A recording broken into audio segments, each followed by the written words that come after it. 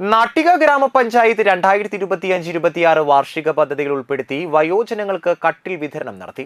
5 ലക്ഷം രൂപ വകയിരുത്തി 111 പേർക്ക് കട്ടിൽ വിതരണം ചെയ്തു. നാട്ടിക ഗ്രാമപഞ്ചായത്ത് വൈസ് പ്രസിഡന്റ് രജനി ബാബു അധ്യക്ഷത വഹിച്ച ചടങ്ങിൽ പഞ്ചായത്ത് പ്രസിഡന്റ് എം.ആർ. ദിനേശൻ ഉദ്ഘാടനം നിർവഹിച്ചു. വികസന standing committee chairman Sreedevi Madhavan, K Santhosh, Bindu Pradeep, K R. Dasan, Senthil Kumar, Rizeena Khalid, CS Manikandan, Greeshma Suglesh, Aishabi Jabbar എന്നിവർ സംസാരിച്ചു.